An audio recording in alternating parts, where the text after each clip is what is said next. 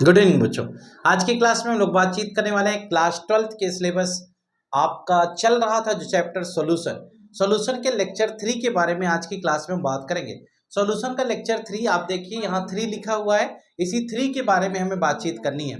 यानी कि सॉल्यूशन के लेक्चर 3 यानी कि टॉपिक है हमारा मास percent, volume percent, mass by volume percent. यानी कि आज की क्लास में हम लोग पढ़ने वाले हैं what is mass percent, what is volume percent and what is mass by volume percent. Mainly topic आपके एनसीईआरटी में दिया होगा कंसंट्रेशन ऑफ सॉल्यूशन के नाम से। कंसंट्रेशन ऑफ सॉल्यूशन के अंतर्गत ये 3 पार्ट का डिस्कशन हम लोग आज की क्लास में करने वाले हैं। इसके बाद की जो क्लास होगी इसमें हम लोग बात करेंगे पार्ट्स पर मिलियन, पार्ट्स पर बिलियन, मोल कॉन्सेप्ट। उसके बाद एक क्लास और होगी जिसमें मोलैरिटी, मोलैलिटी और मोल फ्रैक्शन के बारे में बात की जाएगी। तो ये 3 कॉन्सेप्ट पर हमें डिस्कशन करना है। तो चलिए एक एक बात हम स्टार्ट करेंगे और आपसे डिस्कस करेंगे मास परसेंट क्या होता है, वॉल्यूम परसेंट क्या होता है और मास बाई वॉल्यूम परसेंट क्या होता है। तो हम मास परसेंट को समझेंगे कि सॉल्यूट का मास अपॉन सॉल्यूशन का मास, कैसे हम उसको जज करेंगे, कैसे क्वेश्चंस आएंगे, उसका रोल क्या है। इस तरह के तमाम टॉपिक्स पर हमारा डिस्कशन होगा आपके साथ आज की इस क्लास में। तो गौर करिए, ध्यान से सुनते रहिए। चलिए स्टार्ट करते हैं सॉल्यूशन का ये थर्ड टॉपिक जहां पर हम पढ़ने वाले हैं मास परसेंट के बारे में। तो चलिए देखते हैं एक एक छोटे छोटे से टॉपिक की तरफ बढ़ते हुए। अब हमें क्या डिस्कस करना है, स्लाइड हम आपके सामने देते हैं। टॉपिक हमारा क्या है आज की क्लास में, जो हमें बात करनी है वो टॉपिक है हमारा मास परसेंट। खूब ध्यान से सुनिएगा, क्लास 12th की केमिस्ट्री में हम लोग डिस्कस करने जा रहे हैं व्हाट इज मास परसेंट। यानी कि हमारा मेन जो टॉपिक था वह था कंसंट्रेशन ऑफ सॉल्यूशन। यानी कि मेनली हमें क्या डिफाइन करना था, what is concentration of solution. यानी कि कंसंट्रेशन ऑफ सॉल्यूशन के अंतर्गत जो सबसे पहली बात है जिसको हम पढ़ने जा रहे हैं वो पढ़ते हैं क्या बेटा, मास परसेंट। अगर हम मास परसेंट की बात करते हैं तो मास परसेंट क्या होता है, तो हम कहते हैं मास of solute upon mass of solution into 100। यानी कि हमें यह कहना है कि अगर आपको कोई सॉल्यूशन दे दिया जाए तो उस सॉल्यूशन में सॉल्यूट का मास कितना है, सॉल्यूशन के अंदर सॉल्यूट का मास कितना है, यही आपका क्या कहलाता है, यही मास परसेंट कहलाता है। यानी mass of solute present in a fix amount of solution is known as mass percent of that solution. यानी कि हमने ये कहा कि अगर हमें एक सॉल्यूशन यानी कोई भी सॉल्यूशन दिया जाए तो उसमें जो सॉल्यूट प्लस सॉल्वेंट किया गया होगा तब ना सॉल्यूशन बनाया गया होगा। तो जो सॉल्यूट है उसका अमाउंट कितना है, यानी सॉल्यूट का मास कितना है, यही हम मास परसेंट में क्या करते हैं, पता लगाते हैं। तो जैसे अगर हम कोई क्वेश्चन कंसीडर करें, जैसे मान लीजिए हम आपसे कहते हैं कि ये 100 ml सॉल्यूशन आपको दे दिया जाए, 100 ग्राम, क्योंकि यहाँ मास परसेंट है तो मास ऑफ सॉल्यूशन, मास की यूनिट यहाँ ग्राम में लोगे, इसको भी ग्राम में आपको लेना है। हमने ये कहा कि अगर 100 ग्राम क्या दे दिया जाए, आपको सॉल्यूशन दे दिया जाए। अब इसमें हम कहेंगे कि कुछ ग्राम सॉल्यूट प्रेजेंट है, तो बताइए कि इसका मास परसेंट क्या होगा। जैसे एक क्वेश्चन हम आपसे कहें, अगर हमें एक क्वेश्चन डिस्कस करना हो तो हम ये कहते हैं, अगर आपसे, तो आप क्या कहेंगे, हम आपसे कहते हैं कि 50 gram of sugar is present in 100 gram of sugar syrup,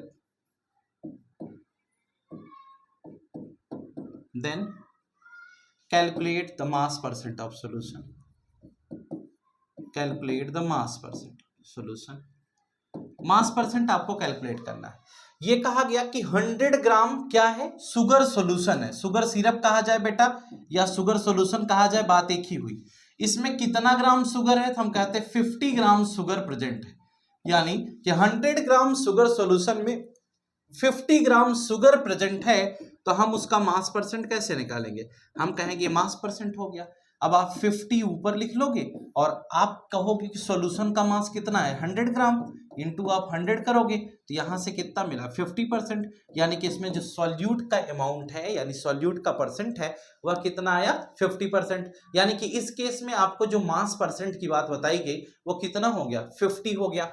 एक क्वेश्चन तो इस तरह का आता है और एक क्वेश्चन ऐसा भी आता है कि इतने ग्राम सॉल्यूट को हमने इतने ग्राम सॉल्वेंट में मिलाया। बहरहाल सीबीएसई बोर्ड में ये क्वेश्चंस नहीं पूछे जाएंगे, वो अलग मैटर है, क्योंकि बोर्ड का जब एग्जाम होगा तो उस दौरान बेटा ऐसे क्वेश्चंस नहीं आते। हम मास percent, volume percent, mass by volume percent का यूज करते हैं मोलरिटी और मोल फ्रैक्शन के दौरान, तो वहां इसका यूज करके क्वेश्चन बनाया जाएगा। लेकिन फिर भी हमें जानकारी के लिए जानना ये जरूरी है कि अगर ऐसी सिचुएशन बनती है तो हम क्या करेंगे। सपोज करिए हम कहते 30 ग्राम शुगर को 70 ग्राम वाटर में मिलाया जाए, यानी कि what will be the mass percent of solution when 30 gram of sugar is dissolved in 70 gram of water. ध्यान रखें, हम आपसे एक क्वेश्चन ये कह रहे हैं कि ये मान लो 30 ग्राम शुगर है और इस 70 ग्राम वाटर है, यानी 70 ग्राम पानी है। तो 30 ग्राम शुगर को 70 ग्राम वाटर में ऐड किया जा रहा है और आपसे पूछा जा रहा है कि बताइए इसका मास परसेंट क्या होगा।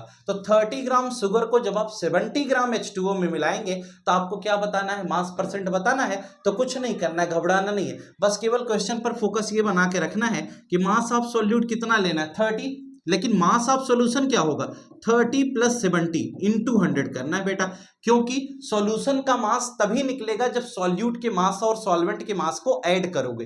तो 30 ग्राम सॉल्यूट है, 70 ग्राम क्या है, सॉल्वेंट है, दोनों को ऐड कर दोगे तो कितना हो जाएगा 100 ग्राम हो जाएगा। तो यहां से हम कहेंगे 30/100 हो गया इंटू 100 हो गया, तो ऐसी सिचुएशन होगी तो कितना आ जाएगा 30% आपका आंसर आ जाएगा। तो दो तरह के क्वेश्चन यहाँ पर मास परसेंट में बनते हैं, एक तो सॉल्यूशन में कितना अमाउंट सॉल्यूट का है और दूसरा कितने सॉल्यूट को कितने सॉल्वेंट में मिलाया जा रहा है। ये दो तरह के क्वेश्चन इस केस में बनाए जाते हैं, जैसा बोर्ड पर आपके सामने लिखा गया है। अब अगली केस में हमें क्या बात करनी है, जरा गौर करिएगा। सेकंड जो इसमें पार्ट आता है उसे हम कहते हैं बेटा वॉल्यूम परसेंट। पहले पार्ट में हमने क्या डिस्कस किया, मास परसेंट, सेकंड पार्ट में हम क्या डिस्कस कर रहे हैं, वॉल्यूम परसेंट। अगर क्वेश्चन अराइज हो जाए कि व्हाट इज वॉल्यूम परसेंट या वॉल्यूम परसेंट में हम पढ़ते क्या हैं, तो जरा सुनिएगा। वॉल्यूम परसेंट की अगर बात की जाए तो उसमें हम क्या पढ़ेंगे, हम कहते हैं volume percent is equal to volume of solute upon volume of solution. Solute का वॉल्यूम जो होगा और सॉल्यूशन का जो वॉल्यूम होगा उसको हम ध्यान में रखेंगे। हम कहते हैं volume of solute upon volume of solution into 100, ये हमारा कॉन्सेप्ट बनेगा। तो सॉल्यूट का वॉल्यूम हमें अगर पता हो, सॉल्यूशन का वॉल्यूम पता हो, अब बेटा दोनों ml में दे दिए जाएं या लीटर में दे दिए जाएं, इसका ध्यान आपको रखना है। हमने कहा ml में हम ले लेते हैं। सपोज करिए एक क्वेश्चन हम आपको देख करके इसको सॉल्व कराते हैं। जरा देखिए, एक क्वेश्चन हम आपसे कहते हैं, हम आपसे कहते हैं 10 ml of ethanol is dissolved in 90 ml of water। ध्यान से सुनना, 10 ml of ethanol is dissolved in 90 ml of water, then what will be the volume percent? What will be the volume percent? आपसे पूछा गया कि अगर ऐसा होता है तो वॉल्यूम परसेंट क्या होगा। तो आप फॉर्मूला क्या लगाओगे, आप कहोगे कि volume percent is equal to volume of solute upon volume of solution, volume of solute upon volume of solution. बेटा ध्यान ये रखना है कि यहाँ सॉल्यूशन का वॉल्यूम लिखना है, सॉल्वेंट का नहीं। इस क्वेश्चन में ये कहा गया कि 10 ml क्या लिया गया है, 10 ml एथेनॉल है और कितने में मिलाया जा रहा है इसको, हम कहते हैं इसको 90 ml वाटर में मिलाया गया। तो हम कहेंगे क्या कि 10 तो ऊपर लिख देंगे और 10 प्लस 90 हम क्या लिख देंगे नीचे, इंटू 100 से मल्टीप्लाई करेंगे तो आंसर कितना आ जाएगा, 10% आएगा कि नहीं, यही तो हमें निकालना था। हमने कहा कि जो वॉल्यूम परसेंट आया वो कितना आ गया, 10% आ गया। अगर यही क्वेश्चन पलट करके ऐसे भी दिया जा सकता था, क्या 100 ml ethanol solution, 100 ml ethanol solution contains 10 ml of ethanol, 10 ml of ethanol, then what will be the volume percent? अगर ये क्वेश्चन आ जाए तो कहा यह जाता कि 100 ml ऑफ कौन सा सॉल्यूशन है, एथेनॉल का सॉल्यूशन है, यानी कि 100 ml एथेनॉल सॉल्यूशन अगर 10 ml एथेनॉल को क्या करता है, कंटेन करता है, तो उस केस में वॉल्यूम परसेंट क्या होगा, कुछ नहीं करना था। अब यहां पर सॉल्यूशन का वॉल्यूम क्या है आपको दिया हुआ है, और जो सॉल्यूट है वो कितना है 10 ml है, तो डायरेक्ट आप रखते जो 10 + 90 किए हो उसका काम खत्म हो जाता, सीधा सीधा आप ऐसे लगाते 100 से कैंसिल हो जाता, तो 10% आपको आंसर मिल जाता। यानी कि दूसरी केस में हम क्या समझते हैं, ये बात समझते हैं जैसा आपको बताया। तो ये सेकंड कहानी हो गई किसकी, वॉल्यूम परसेंट की। यानी कि अगर मास परसेंट की बात करेंगे तो कैसे करेंगे वो बता दिया, वॉल्यूम परसेंट की बात करेंगे तो कैसे करेंगे वो समझा दिया।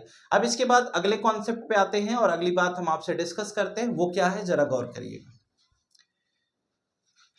नेक्स्ट टॉपिक पे आइए। अभी तो मास परसेंट हो गया, वॉल्यूम परसेंट हो गया, अब हम इसमें थर्ड पॉइंट पर बात करेंगे। तो थर्ड पॉइंट हमारा क्या होगा, थर्ड पॉइंट पर गौर करिएगा। थर्ड पॉइंट में हम डिस्कस करने वाले हैं आपके साथ आज की बात, क्या, मास बाई वॉल्यूम परसेंट। क्या डिस्कस करेंगे बेटा, मास बाई वॉल्यूम परसेंट।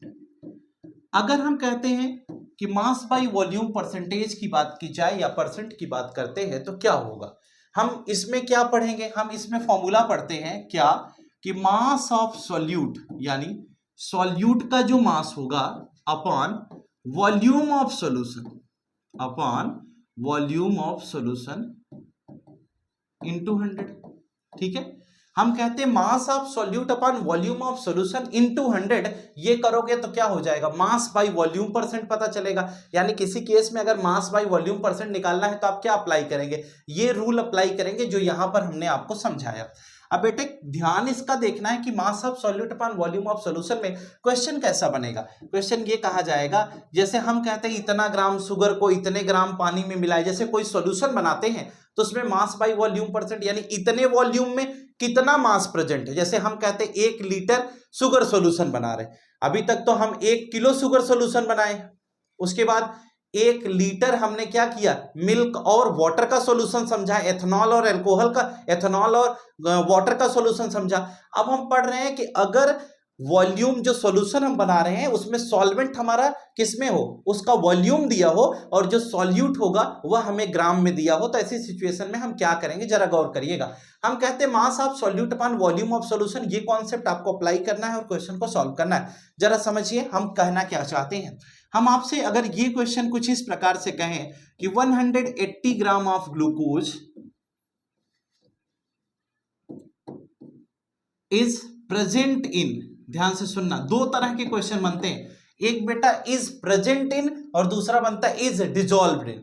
अगर कहा जाए इज डिजॉल्व्ड इन, इसका मतलब उसको मिलाया जा रहा है, और अगर इज प्रेजेंट इन कहा जा रहा है तो इसका मतलब सॉल्यूशन में उतना प्रेजेंट है। ध्यान से सुनना, अगर कहा गया इज प्रेजेंट इन इतना ग्राम ऑफ सॉल्यूशन तो इसका मतलब सॉल्यूशन में इतना सॉल्यूट है, इसका मतलब आगे सॉल्यूशन दिया हुआ है। और कहा जाए कि अगर इज डिजॉल्व्ड इन इट, यानी कि अगर कहा जाए इसको इतना ग्राम को इतने में डिजॉल्व किया जाता है, तो जितने में डिजॉल्व किया जाता है वो क्या होगा, सॉल्वेंट का आपको वॉल्यूम या मास दिया होगा। इस केस में क्या होगा, 180 gram of glucose is present in 1800 gram of solution. आपको जो सॉल्यूशन दिया गया वो कितना है, 1800 ग्राम ऑफ सॉल्यूशन है।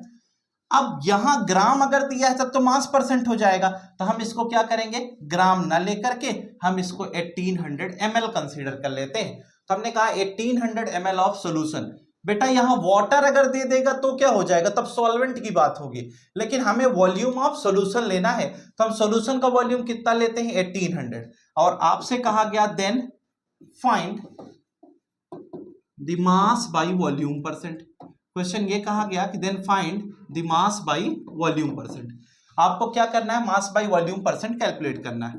तो क्वेश्चन क्या करेंगे, आप ऊपर कितना लिखेंगे, मास of solute 180 gram, volume of solution कितना दिया गया 1800 है ना, सॉल्यूशन का वॉल्यूम कितना है 1800 ml इंटू 100 आप कर देंगे, तो आप यहां से ये कैंसिल हो गया। ठीक है, तो ये कितना बचा 10, तो यानी कि हमें क्या मिला 10% मिल गया, यानी कि 10% मास बाई वॉल्यूम मिल गया। यानी कि हम कह सकते हैं इस केस में जो मास बाई वॉल्यूम परसेंट आया वो कितना आ गया 10% आ गया। इस तरह से किसी भी क्वेश्चन को मास बाई वॉल्यूम परसेंट के अंतर्गत आप सॉल्व कर सकते हैं आसानी से। शायद उम्मीद करता हूं कि बात आपको समझ में आ गई होगी। क्लियर है? अगर क्लियर है तो एक बात और समझने का प्रयास करिए, जरा देखिएगा। इसमें जो मेजर रोल है वो है किसका, मास परसेंट और वॉल्यूम परसेंट का। जैसे क्वेश्चन इसका यूज कहां होगा, यानी कि अगर हम आपसे कहें कि use of mass percent and volume percent, mass by volume percent का तो यूज भी नहीं है। अच्छा, क्या सर ऐसे क्वेश्चन आएंगे क्या हमारे पेपर में कि मास परसेंट इसका बताइए, इसका वॉल्यूम परसेंट है, ऐसा क्वेश्चन नहीं आएगा। आपको क्या होगा कि इस मास परसेंट और वॉल्यूम परसेंट को यूज किया जाएगा किसी क्वेश्चन में। जैसे एक छोटा सा एग्जांपल समझिए, मान लीजिए किसी क्वेश्चन में कहा जाए 30% बाई मास, अगर ऐसा लिखा है तो इसका मीनिंग क्या हुआ, इसका मीनिंग होता है बेटा 30 ग्राम उसमें क्या है, सॉल्यूट है, और 70 ग्राम क्या है, सॉल्वेंट है। ठीक है, इसकी मीनिंग ये होती है बस।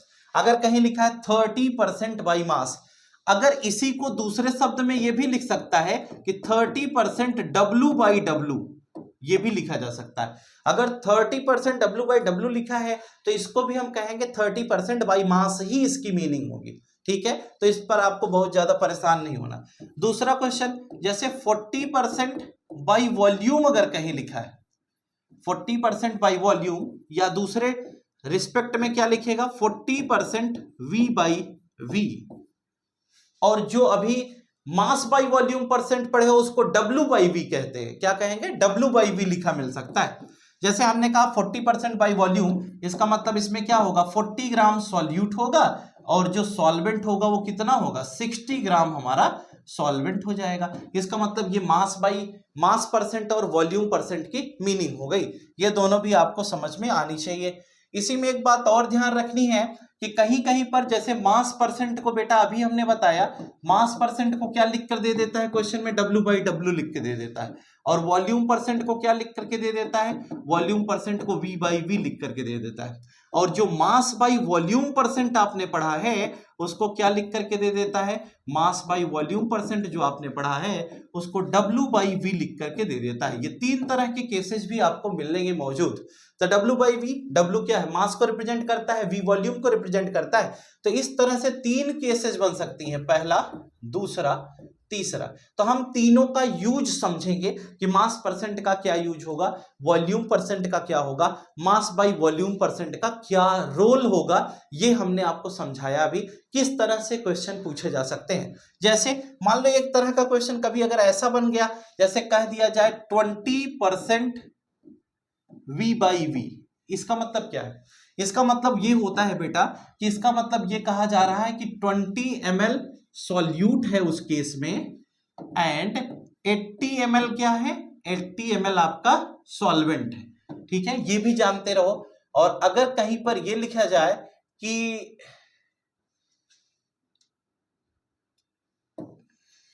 ऐसे देखो 30% W बाई W, तो इसको क्या लिखोगे, इसका मतलब 30 ग्राम इसमें क्या है, 30 ग्राम आपका सॉल्यूट होगा, और 70 ग्राम क्या हो जाएगा, सॉल्वेंट हो जाएगा। ठीक है, तो 30 ग्राम सॉल्यूट और 70 ग्राम हमारा सॉल्वेंट हो जाएगा। तो ओवरऑल सॉल्यूशन कितना हो गया, 100 ग्राम हो गया। 100% में हम इसे क्या करते हैं, समझते हैं। तो इस प्रकार से ये आपको दिया जा सकता है। तो इसको हमें ऐसे समझना होगा, ये बात आपको मालूम होनी चाहिए। तीसरा, अगर कहीं पर ऐसे लिख दिया जाए कि 30% W बाई V, इसका मतलब क्या है, इसका मतलब बेटा ध्यान रखना, ये V वॉल्यूम ऑफ सॉल्वेंट नहीं है, ये V वॉल्यूम ऑफ सॉल्यूशन है। तो आपको ये कहना है कि इसका मतलब सिर्फ इतना है कि 30 ग्राम सॉल्यूट है और 100 ml सॉल्यूशन है, 100 ml सॉल्यूशन बनाया गया जिसमें 30 ग्राम सॉल्यूट प्रेजेंट है। इसकी मीनिंग ये होगी, ये आपको ध्यान रखना होगा कि किसी क्वेश्चन को अगर आप समझना चाहते हैं तो ऐसे समझेंगे तो आपके लिए बहुत प्लस पॉइंट होगा। और इसी तरह से क्वेश्चंस आपके लिए बेहतर जरूरी हैं, और हम उम्मीद करते हैं कि ये बात आपको समझ में आ गई होगी। तो हम दो बातें आज की क्लास में आपको समझाएं, पहले तीन बातें, वो क्या क्या, एक तो हमने आपको बताया व्हाट इज मास परसेंट, दूसरी बात आपको बताई गई व्हाट इज वॉल्यूम परसेंट, और तीसरी बात आपको बताई गई क्या, मास बाई वॉल्यूम परसेंट। अब देखिए ये पूरी की पूरी क्लास जो भी थी आज की वो कंप्लीट हो गई है। यानी कि आज के इस लेक्चर में, लेक्चर नंबर 3 में मास परसेंट, वॉल्यूम परसेंट और मास बाय वॉल्यूम परसेंट का हमने आपसे जिक्र कर लिया है। आज के बाद अगली क्लास जो होगी यानी कल की क्लास में हम लोग डिस्कस करेंगे, अगला टॉपिक हमारा होगा जिसमें हमारी आपकी बातचीत होगी मोलरिटी, मोलैलिटी के बारे में। ठीक है, उससे पहले हम पढ़ेंगे मोल कॉन्सेप्ट के बारे में, यानी कि अगली क्लास में हम मोल कॉन्सेप्ट का डिस्कशन करेंगे, फिर मोलरिटी और मोलैलिटी के बारे में पढ़ेंगे। एक बड़ी प्यारी सी लाइन आपके लिए लिखी गई है, जरा इसको पढ़ लीजिए। क्या पढ़ेंगे आप? एक मोटिवेशन है आपके लिए। सफर में मुश्किलें आए तो हिम्मत और बढ़ती है, सफर में मुश्किलें आए तो हिम्मत और बढ़ती है, अगर कोई रास्ता रोके तो जुर्रत और बढ़ती है, अगर बिकने पे आ जाओ तो घट जाता है दाम अक्सर, न बिकने का इरादा हो तो कीमत और बढ़ती है। ये बात जो आपको लिखी गई है इसका मीनिंग समझिएगा, सोचते रहिए, विचार करते रहिए, पढ़ते रहिए।